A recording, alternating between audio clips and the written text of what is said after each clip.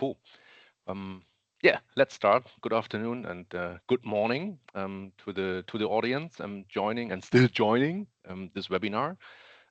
Welcome to the second edition of the ARC1 Network webinar series.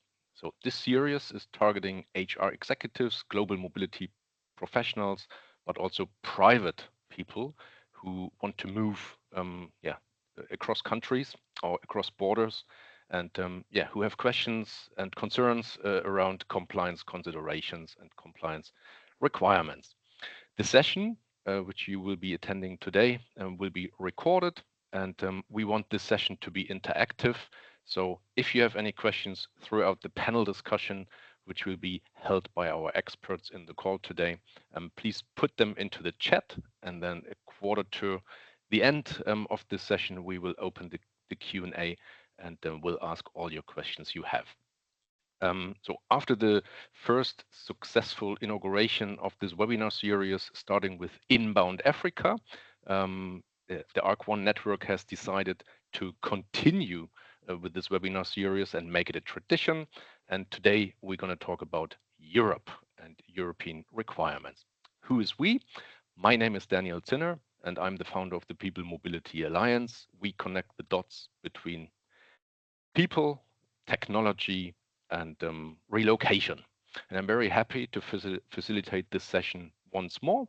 And before we bring on our country experts and network partners, I really would like to thank the NOAA Mobility and its ARC1 network for providing this opportunity of collaboration and exchange. The ARC1 network is a global group of relocation and global mobility experts collaborating seamlessly and delivering services anywhere in this world. With the exception, there's this human touch related to that. NOAA Mobility, with its ARC1, was founded by Katrin Ruland. She's also attending this call today. She's a senior relocation leader based in Germany with experience in running global businesses for decades now. No operations, no webinar, no relocation administration without Rajesh Jakob. Rajesh is part of the NOAA Mobility team, and he's a senior global mobility leader who runs the NOAA Mobility ARC1 network.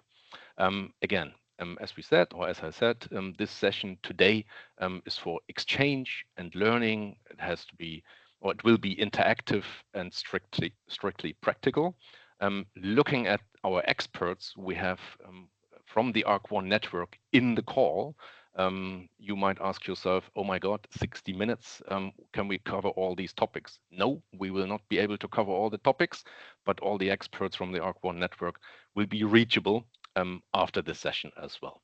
So talking about our experts, I would like to open the round to our experts to introduce themselves. What I'm very much interested in always is, where are you physically based as an expert? What is your area of responsibility? And what's your experience with relocation and global mobility? We have to limit the introduction per person to 30 seconds. And let's start with Beatriz from Spain. Thank you, Daniel, for the introduction and for inviting us to this webinar. So I'm Beatriz Carro. I'm covering Spain. I'm based in Barcelona, and I'm the founder of BRS Global Mobility. I founded BRS Global Mobility nearly 25 years ago. We operate in the whole country, and we deliver destination, immigration, and tax services. We have a team of 40 people, within also immigration lawyers and tax lawyers. So it's a pleasure for me to share with you my experience and knowledge on the Spanish mobility market. Thank you, Daniel. Perfect, Beatriz. Let's stay in your region or in your area, and let's continue with Rosanna. Hi, everyone. So yes, thank you, Daniel. I'm Rosanna. I am the founder of Movio. We're a relocation and immigration and global mobility based in Portugal. We have offices in Lisbon and in Porto, and we serve the whole of Portugal with our teams there. And our main focus right now is working with HR and with private clients. So thank you for joining this webinar. Thanks, Rosanna. Let's stay in the south of Europe and move a bit more to the east. Boris, where are you based? Hi, everyone. This is Boris Sautankov with Matrix Global Mobility, based in Sofia, the capital of Bulgaria, from where I lead the mobility services at the company. Matrix covers Bulgaria, Greece, Croatia, and Serbia as our core markets. And from those locations, we are servicing the broader southeastern part of Bulgaria. Already close to 15 years in the industry, covering immigration, destination services, and global mobility for both corporate clients and lately, increasingly, private individuals. And I'm happy to be here today with all of you. Thank you, Boris. And we stay in the east and move to Hungary. Stuart. Thank you, Daniel. Yeah, great to be here as well with my esteemed colleagues. My name's Stuart McAllister. I own and manage Interrelocation, headquartered in Budapest, Hungary. I've been in this industry, rather like Beatrice, for just coming up on 25 years. And we, through the Interrelocation Group, we provide immigration and destination services across currently 15 countries within the Central Eastern European region. Although today I will be focusing on my home location of Hungary. Perfect. Thank you, Stuart. And now we have a last country being represented by Keir, and this country doesn't really belong to Europe, but it wants to belong to Europe. Over to you. Wow, that's a lovely way to start. Hi everyone. Hello to those who know me. My name's Keir Jones. I am founder at Adlio Relocation. We're based in the UK. We are DSP. We deal with inbound and outbound assignments. We cover the UK in its entirety. I've been in the business for almost 20 years now, seen quite a lot of change, but at the moment we are very much believe in our technology enabled but people first service delivery, which we share with the rest of our fellow members on the ARC1 network. Thanks, Daniel. Thanks, Kieran. As you are from the UK, I know you understand the humor. So yeah, no. This is why. Cool. But then, so this was the introduction. Well done. Let's straight dive into the topics. Yeah, we have our experts talking about their local requirements and local changes and the compliance topics.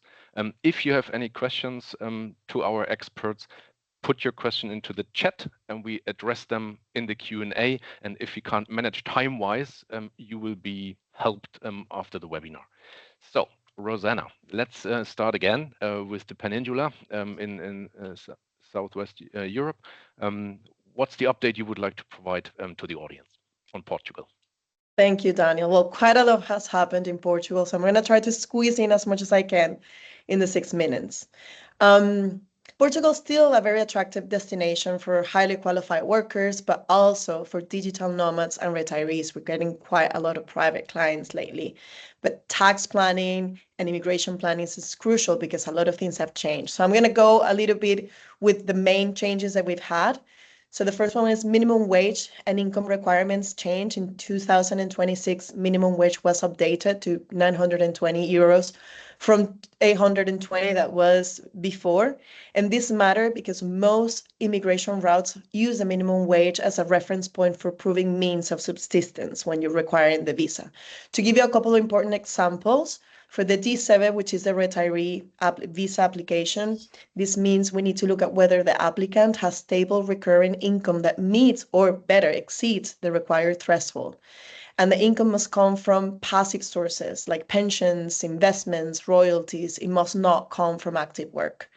In the case of the digital nomads, the calculation is different. So the D8 route is linked to remote work income and uses a higher income threshold, generally 4 times the minimum wage. So currently almost 4,000 euros per month for the main applicant. And this must be proven sources of work outside of Portugal. This is where we want to see like remote contracts, service agreements, invoices, bank statements. So in this case, this is something we need to keep in mind. Another big change we've had in Portugal is the nationality timelines. Just back in May this year, the law changed and Portugal has moved away from the old 5-year expectation for many applicants. And under the new framework, the period now is 7 years for EU nationals and CPLP. Just a disclaimer, CPLP is Portuguese-speaking countries or ex-colonies like Brazil, Angola, Mozambique. And then for the other nationalities is 10 years. So a lot of planning comes into that. And it's a very important distinction because now the nationality time counts from the moment you received your residence permit and not from when the application happens. So for long-term residents, the advice is to keep every renewal clean and keep continuous legal residency, and then plan for 5 years for permanent residence and then go for the nationality after 10 years. Another important thing, which is not a recent change, it changed in 2024, is the tax landscape. Portugal became very famous for the NHR, which was very open for almost anyone who wanted to relocate here. And in 2024, it closed down. So the new incentive framework is much more targeted. The current one often is focused on specific professional profiles like scientific research, innovation, higher education, for example. And even if you're a digital nomad and your area of work, it is in between these professions, then you might qualify. And it's very interesting because you can get a cap of 20% as a tax benefit, but it's not as broad as it was before. Another important change, and I think this is the one that affects the most families, is family reunification. So the general rule now is that the principal resident might need to hold a valid residence permit for at least 2 years before requesting family reunification. The important thing is that there are exceptions. So for example, including minor or dependent children, or the spouse or partner who is also the parent of a minor dependent child, then they get to do reunification altogether. In some categories, like highly qualified permits, blue card, and investment, they get to reunite together. So it doesn't apply for everyone. So we need to look at the family structure before we advise on the route. I give you an example, like a single applicant moving first and establishing here in Portugal under a regular work permit, not highly skilled, might have to wait for the 2 years before being able to relocate their family. Last and not least is the golden visa, which together with the tax regime made Portugal very famous. It also changed. So right now the real estate route, which was the most famous one, is not a central option any longer. But the current eligible routes include investment into qualified non-real estate funds, scientific research, cultural or artistic production and heritage, job creation. So before anyone considers the golden visa, it's important to make sure that the immigration law firm that you're using understands the investment routes and can guide you before the assessment for the golden visa. So overall, my advice is to be prepared and having the right documents and having the right partner to assess all of this information before, and it's very crucial. And also expectation management. This is something that I cannot stress enough with HR and with private clients right at the beginning of the process, if possible, so they know what's likely, what might take longer, and what the timeframes are. Portugal remains a very attractive and stable and relevant for retirees, remote workers, and highly skilled people. But the ones that succeed are the ones that are very prepared at the beginning. If you have any questions, I'm open to answer after the webinar or via contact as well. Thank you, Rosanna. Yes, this was high speed and very much on time delivery. Thank you very much for that. I tried. Yes, and you succeeded.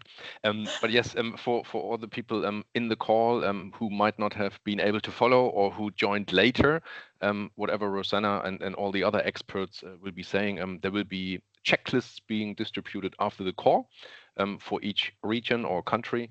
And as Rosanna just said, we have the Q&A, and all the experts will be available even after the webinar. Yes, so this is Portugal, tick. Let's move on to Spain. Beatriz, what's going on in Spain? Any urgencies, any things to consider?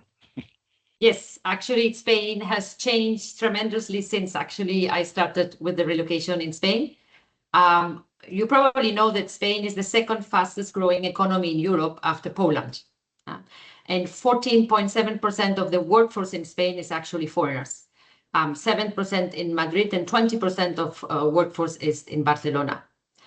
And Spain, like Portugal, is an attractive country for international talent. We don't actually have a problem in attracting talent, but we have a big problem in the landing problem when people arrive. So we have here actually two big issues. One is immigration, and the second part is the housing. So as in Portugal, we had some changes last year in May. The government actually introduced a reform with the aim of actually simplifying procedures and focusing more on employment, training, and family. So some of these changes has been, for example, the job search has been extended. People who have finished their graduate studies in Spain, they could request a work visa for 12 months. This has been extended for 24 months instead of 12 months. Another important change is students who could work for 30 hours and they were actually changing the student visa to work visa. They don't have to work until the work visa has been granted. Once actually the file has been accepted, they can immediately start to work. And a recently new change was actually the new regularization in Spain. I don't know if you heard that the government wanted to grant 500 resident permits for people who were illegal in Spain. Okay, actually today is the last day for the application. It started in April. And up to now, 900 application has been filed. I don't know how the government will do because they only want to grant 500 applications. This has created a lot of problems in securing, for example, fingerprint appointments, getting city hall registrations, because everybody needs to register with the city hall in order to get this permit. So we are having a collapse here in delays with the police officers, with the city halls in all Spain. And a recent change now in June was also, like in Portugal, the change of salary for high qualified. Not much, but from 40,000 to 41,500. But a good news is that for actually people who graduated in the last 3 years, the salary can be reduced to 33,000 euros instead of 41. So this is good news for people who just graduated. We still have the digital nomad visa like in Portugal. In the last 3.5 years, I mean, the digital nomad visa started in January 2023. Spain has granted 32,000 digital nomad visa, which is actually 8,000 per year. It's not that much, okay? So I just want to address to the HR people when I mean, the law is quite straightforward, but it's important not to assume that every case is the same. We need to make sure the nationality, the family, where they have been living before, job price, timing, all of these can change actually the strategy. So this is on the immigration side. I'm going to pass to the housing part, which is one of the biggest challenges in Spain, and I think in other parts of Europe. I've never ever seen this in my whole relocation history. We have a shortage of 750 homes in Spain. This is announced by the Bank of Spain.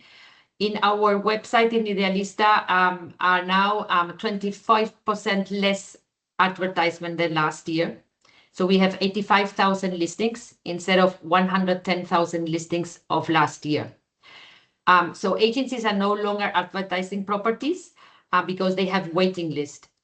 We have good relationship, you know, during the years with agencies, so we do receive sometimes properties beforehand, but this doesn't guarantee that the foreigners will actually be selected as a tenant, okay? Also, prices have increased by 8.5% in Spain this year, from May to May, 4%, but last year, 8%. Prices in Barcelona are 24 euros per square meter. It's the most expensive city in Spain. It's Barcelona. And also landlords are very selective. So actually they select people with Spanish pay slips history, so at least 3 months. They prefer to have 2 people instead of one person to have more income. So it's the first time in my history that we're seeing that our clients are also being rejected as tenants. So this HR needs to make sure, how are we going to address this? As Rosanna said, it's important to prepare the move earlier, to communicate, to set expectations. And we recommend to secure temporary housing at least for 1 month. So just to conclude the situation in Spain, I must say it's quite complicated at the moment. It's also important that HR combine immigration, housing, taxes. Everything needs to be in a package because everything is related nowadays in Spain. As Rosanna said, we also have a special tax regime in Spain, which is the Beckham law, which is 24% taxes, which applies to foreigners who are going to move to Spain because of work. Okay, some people want to have everything: tax, immigration. So we need to figure out how we can combine this so they can have everything in place. So this is my conclusion on Spain. Still very attractive, but challenges in some parts, housing and especially immigration as well. Thank you. Thank you, Beatriz. Now you took my conclusion.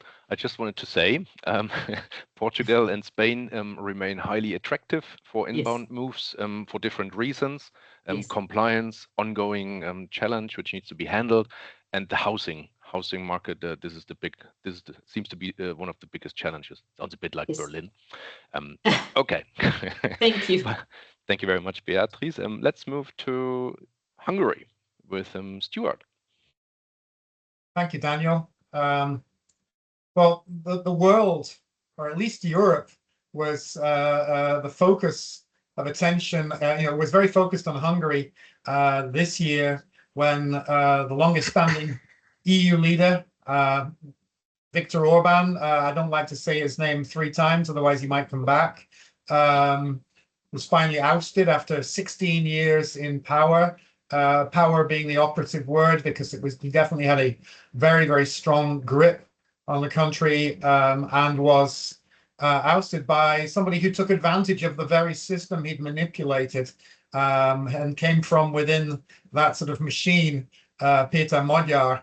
But I'm going to take you back, first of all, to the biggest change that we experienced in more than 20 years of handling immigration and relocation services in Hungary, which was a total rewriting of the immigration law and permit structure at the beginning of 2024.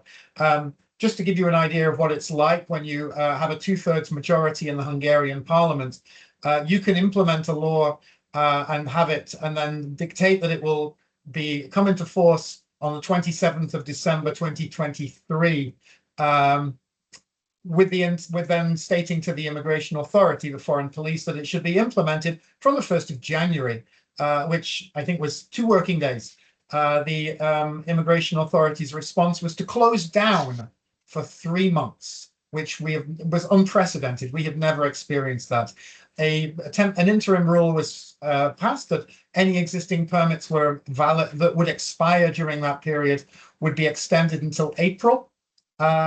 EU citizens, if they needed to register, could register during January to March, but all EU new permits were not allowed during that period. It was incredible, and not in a good way.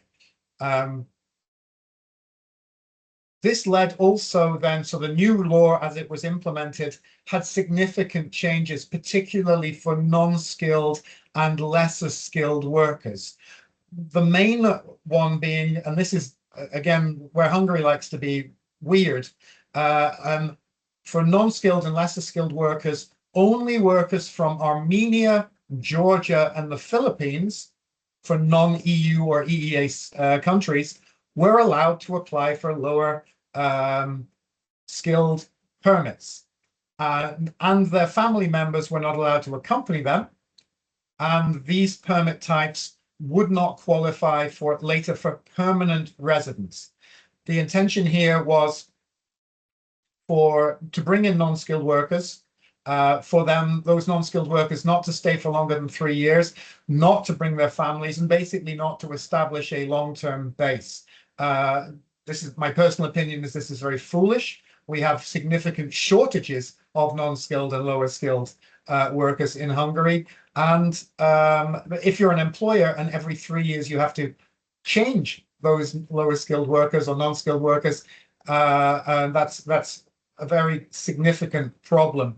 I would add at this point that Hungary, along with Luxembourg and Slovakia, is one of only 3 EU countries where its foreign-born population is more from within the EU than outside it. So it has a very low proportionately number of non-EU citizens as workers, and also a very, very low birth rate. So again, I'm just offering my opinion on the scenario and the situation in Hungary. It needs workers from abroad across the spectrum, and as one of the countries that has the lowest average salaries and actually quite high local costs, it needs to be attractive to non-EU talent as well. Some companies, by the way, were therefore unable to hire the appropriate talent. So if you had somebody who was quite skilled, but that skill was not related to a diploma or degree. So unfortunately, the EU blue card in Hungary required, in many cases, a master's degree. Well, you might have somebody who has extremely high skills for a particular task, but that's not academically highly skilled. Then those employees could not be hired unless they worked for they lived in those particular 3 countries. Armenia, Georgia, and the Philippines, by the way, were the only countries to sign an agreement with Hungary to repatriate their workers in the event that those employees ceased working and refused themselves to leave. There were exceptions. There were strategic investments, which, by the way, meant which focused mainly on large Chinese, in some cases, German investments related to battery manufacturing and automotive. So BYD and BMW both established factories in Hungary in the last few years, and there were significant influx of workers relating to those factories, both from within the EU and outside. So fast forward to 2026, it became very, very quiet in the early part of this year, in our experience and in the experience of our competitors. And we talked to each other. Everybody was waiting for the general election. General election, as we now all know, created a very positive result. We have a new government. Everybody's feeling very, very positive about the results. However, from a purely immigration point of view, we're still waiting, and the jury is still out as to what this really means for business. The short-term pain has come in the form of a complete ban on new guest workers. So this is unskilled labor. This is partly due, though, because let's say friends of the former government were running this almost as a people trafficking operation, in our opinion. As I understand it, the individuals were actually having to pay a fee to be brought into Hungary as workers, in addition to the employers also paying a fee to certain manpower management companies. That has been ceased. There is an ongoing fundamental review of the immigration process, the laws and the rules that hopefully will, in consultation with big business and maybe even companies like ours, will result in hopefully a more business-friendly environment that will stimulate foreign direct investment and also the arrival of more private individuals. I would say that we've been having some private individuals wanting to relocate into Hungary. We do currently have a golden visa permit, although for how long that will operate, I don't know. and we've had several private individuals who have applied for Hungarian citizenship through family, so ancestry, and then have arrived, mainly coming from the United States, perhaps people who are dissatisfied with the political environment there, or coming from Israel and other Middle Eastern countries due to the instability in that part of the world. That's where we are at present. I think the conclusion from my side is we are hopeful for a better environment in the near future. Thank you very much, Stuart. So my key takeaways are political stabilization has found its way. There's a big requirement for industrial workforce. Yeah, and the compliance or the immigration laws, they're being shaped. Yeah, handing over or staying in the region, but handing over to Boris, who provides us an update on a couple of countries.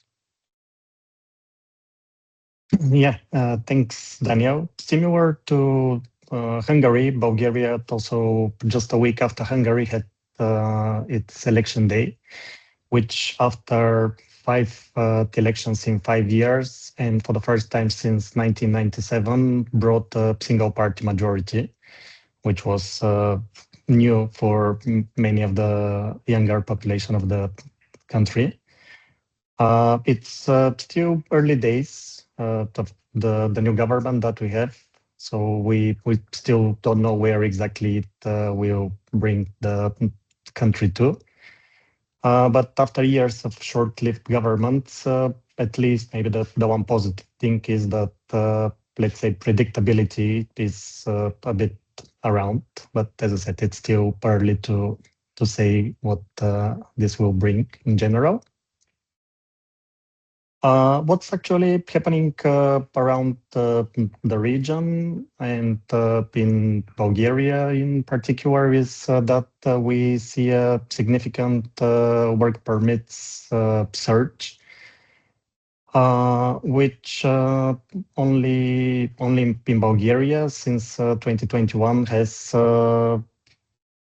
been exponentially growing. So we went from around 4,500 work permits in Bulgaria in 2021 to over 41,000 last year. And we are already close to 30,000 of work permit applications in just the first half of this year, where tourism alone took probably half of that work permits that were issued.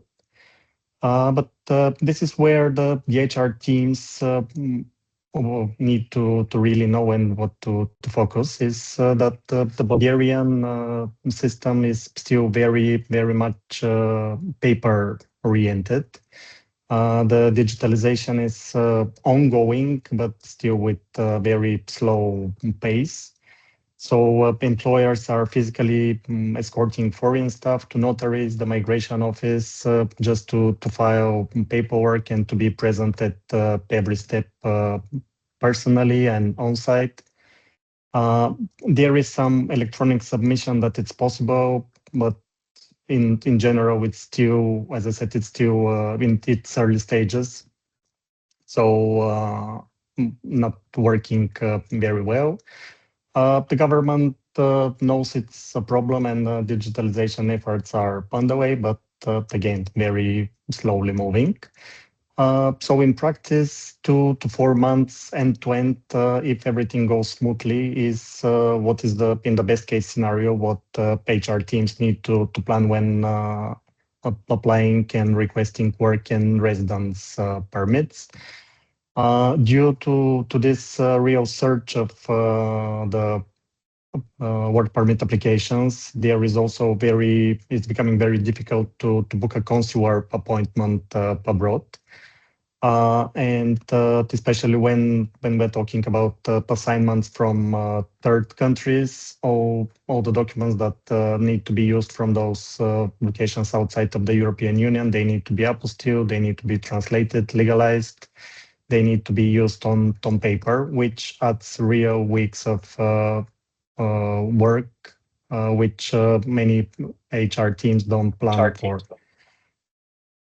So my message here the main outcome is that we should not, for the time being, we need to deal with the system as it is, and everything needs to start early and prepare in advance so that there is some buffer time for preparation, especially for the immigration paperwork.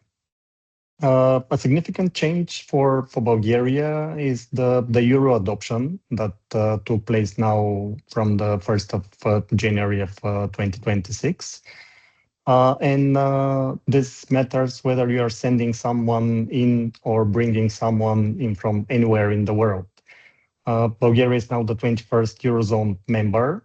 And for multinationals, whether US companies sending an executive or Asian company that is posting some technical stuff to Bulgaria. Now the split payroll reconciliation is gone, no FX costs on allowances, extra costs, and the cost of living benchmarking is now much more direct against any home currency once it's converted through the euro.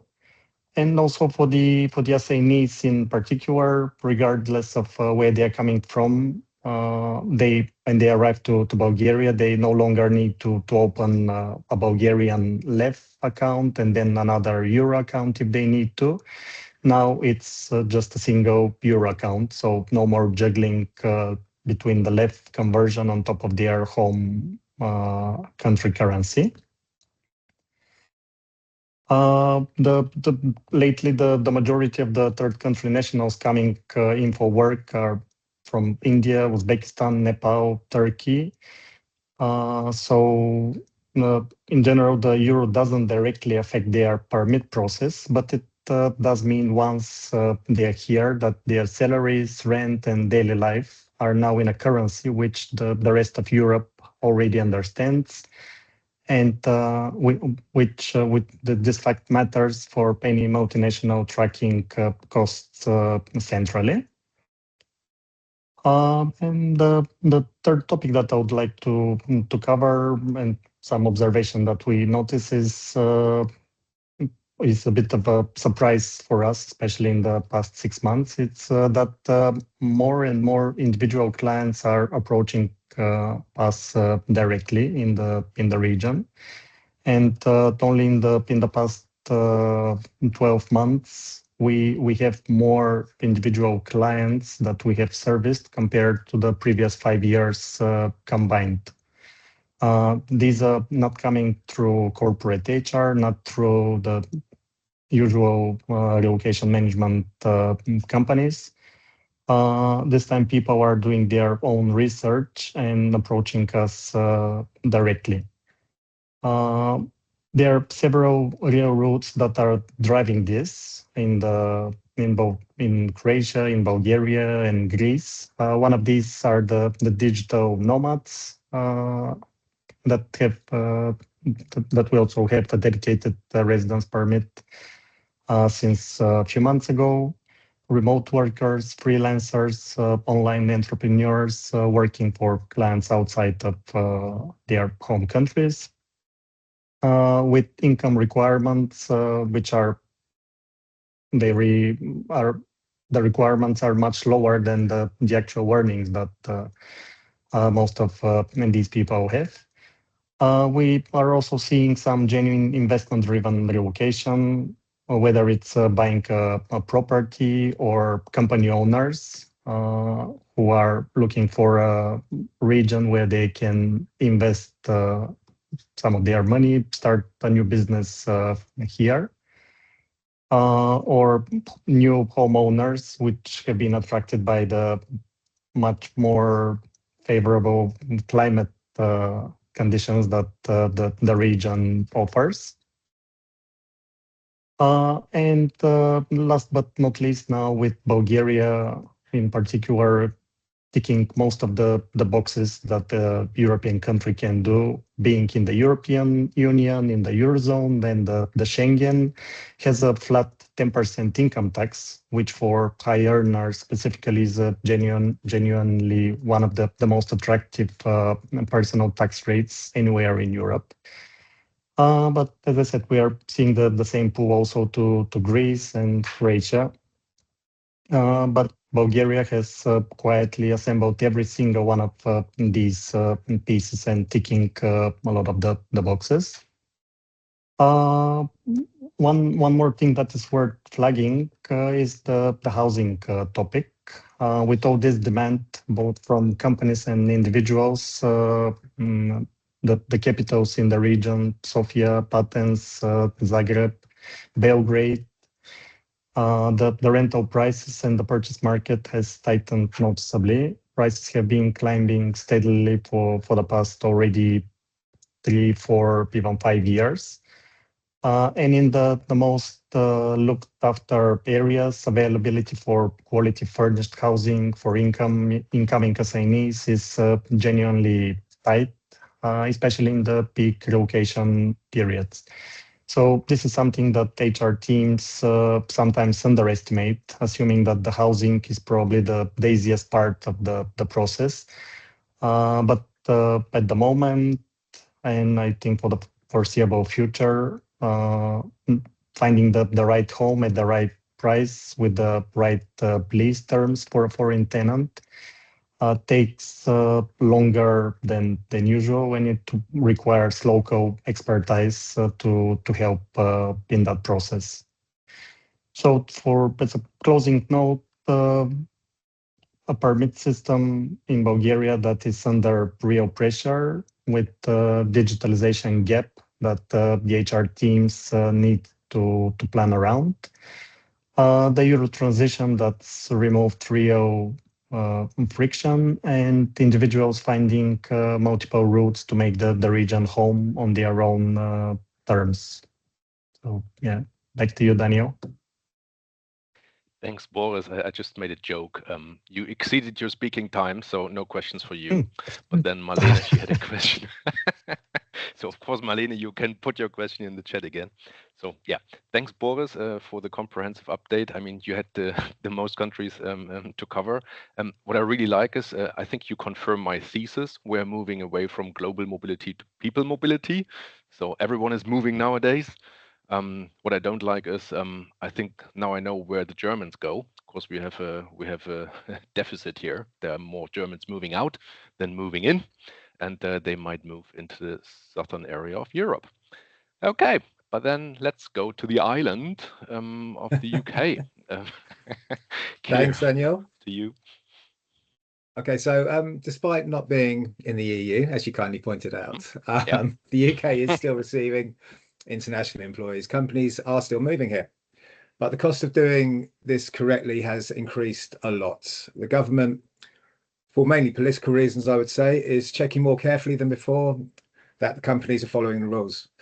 So a few of the key changes, the salary requirement has gone up. To bring a worker into the UK on a skilled visa, companies must pay that employee £41,700 per year. This number has increased by 50% since 2023. Now, the part that some companies might miss is that from April of this year, that salary must be paid in every single period, every month, every week, not just an average across the year. So if an employee earns a lower base salary but receives a bonus at the end of the year, the company may be breaking the rules without realizing it.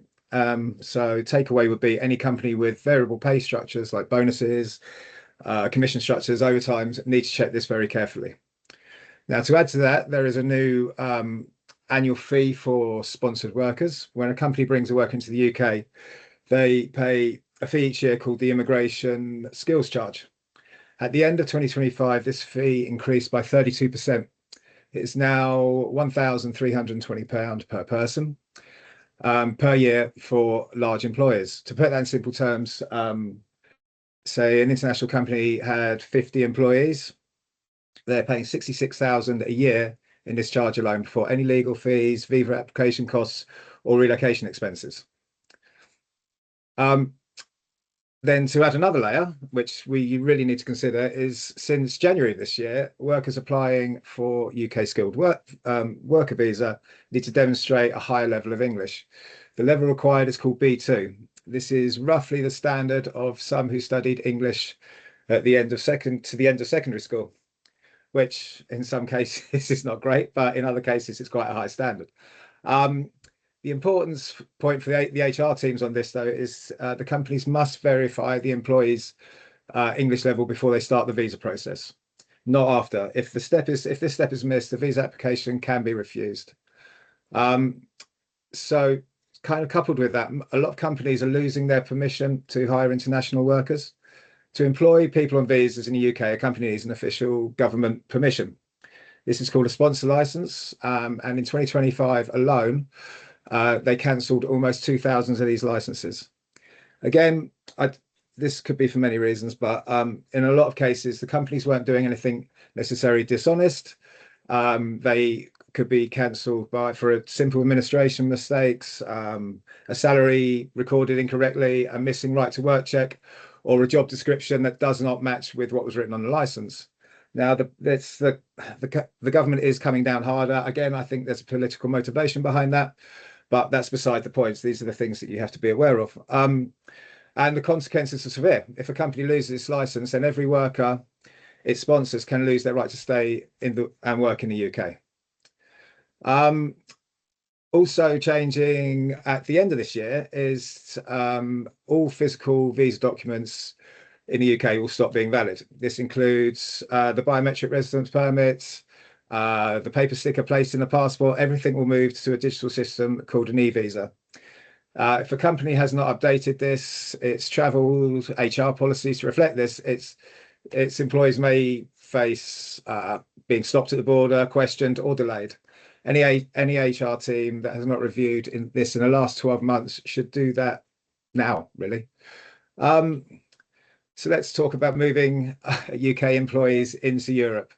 Before 2021, British workers could, I'm not sure what happened then, but before British workers could move more freely into the European Union. That ended when we left the EU. Today, every EU country has its own separate rules for UK workers, their own permits, their own social security requirements, their own notification processes. Even a short business trip can require advance permissions in some countries, which I believe why business travel is doing so well at the moment. And there is a document called an A1 certificate, which confirms that the country's social security system, which the worker belongs to and where they are working temporarily abroad. If this isn't in place, the employer can face legal consequences, not the employee. So, in short, many companies, I believe, are still managing European assignments using the processes they had post-COVID. Those processes are no longer valid. The companies that have not updated them are taking on risk that they may not be aware of. And this is exactly why local expertise matters and why ARC1 exists. Over to you, Daniel. Thanks, Keir. Yeah, still overtime, but you made up some time, so that's great. Thank you. Okay, guys, thanks. Thank you very much for all the insights you have given during the last 45 minutes. We have indeed a couple of questions in the chat. As we ended with Keir, I wanted to stay with Keir because there is a question. Where was it? On the UK. Yes, by RG Byrne. Are the fees also if you have employees under GMB visas for the UK? Here, this would be for you. Yeah. Yeah, I would need to check that. Unfortunately, I am not an immigration specialist. We cannot do immigration in the UK as part of the DSP. I speak from a DSP point of view. We have partners that deal with that, so I will check that out and get back. If you could share your contact details, I will let you know. Yes, Archie has left the contact details with the registration, so we will forward it to you. Perfect. I will get back to you, Archie. Thank you for the question. Cool. Thank you very much. Then I saw two questions. Oh no, let's move like the other way around, backwards. Marlene, you asked a question to Boris on Bulgaria. What does the rate of home ownership versus rental homes look like in Bulgaria? Just a quick answer, Boris, if possible. We Bulgarians do love to own our properties, so the majority of the properties are owned by the population. I cannot give you a certain percentage for that. but it's the majority. That's an answer. Thank you very much. Moving back to Spain, Beatrice, there was the first question in the chat. Considering the property space issues, are companies allowed to hire remote talent? So actually, yes. I mean, if the company allows them, they can work remotely. The problem will be it will be more difficult to find properties. They need to prove payslips, income, and this can be a little bit more challenging. Also, it depends if they have a long-term assignment contract or if they come just for a certain period of time into Spain. So, but they can. Perfect. Thank you very much. Moving to Portugal with Rosanna. Do retirees join Portuguese health insurance on the D7 visa? If so, I'd be interested to learn more on how easy or challenging and costly it is to secure suitable health insurance for retirees. So yeah, as a residence permit holder, no matter what type of visa you have, whether it's the D7 or the digital nomad, you are entitled to join the public healthcare in Portugal.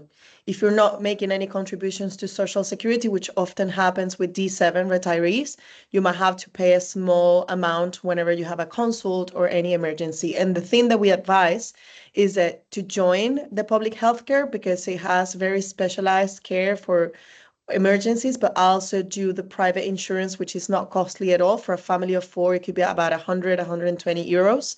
So you can have preventative care through the private care system as well. Thank you, Rosanna.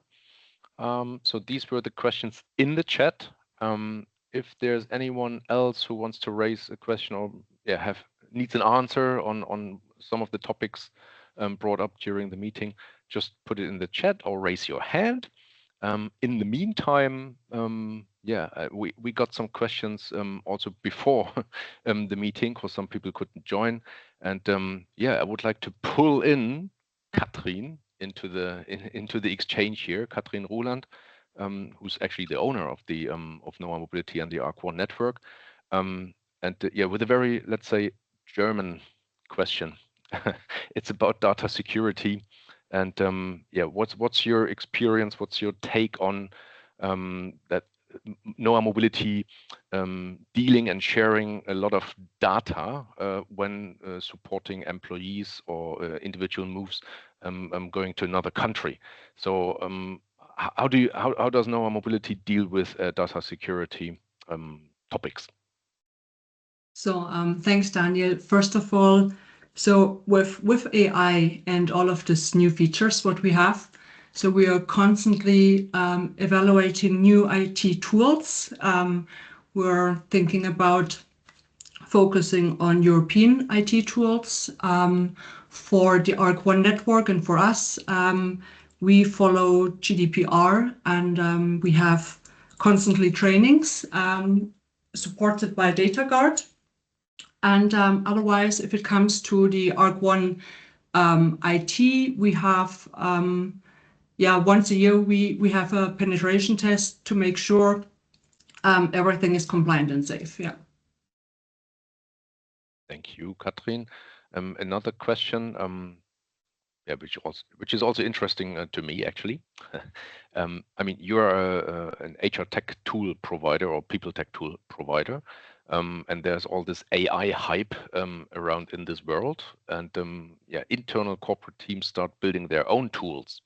Do you see a trend that companies actually create their own relocation or global mobility tools, and they don't need these kind of services Noah Mobility or your team is offering?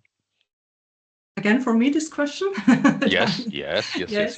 So, okay, as you know, we believe that tech unites us. So all of the partners here, it supports HR, but I've never seen or experienced that, let's say, an enterprise client started their own tool, their own IT tool, because one thing is to have the IT that connects all the dots. But the other thing is to have this human touch, and this is what we are promoting.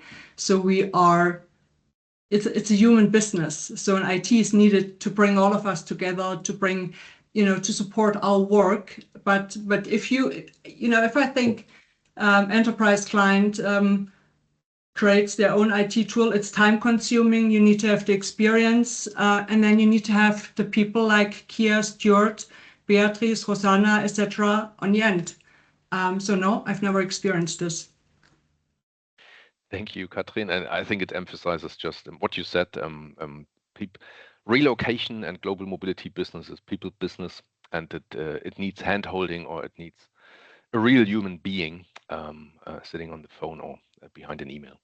And I just see in the chat, there's Saranj Garg is asking or saying, I have an HR company in India. How can we help global companies or countries considering the talent shortage? Maybe that's a question to all of us on the expert group. So how could do you work with companies like the one from Saranj relocating talent into Europe? And maybe do you have any experience or challenges you could share? Rosanna, I think you unmuted yourself. Yeah, I mean, it's interesting because in the case of Portugal, there's a real shortage when it comes to IT people. And so a lot of the volume that we manage here when it comes to corporations, it's actually local hires. So we work a lot with recruitment agencies, for example, that are doing specialized recruitment for companies here in Portugal, and then we help them with the relocation process. I don't know if that has to do with the question, but it is certainly one of the drivers here in the market right now. Yes, thank you, Rosanna.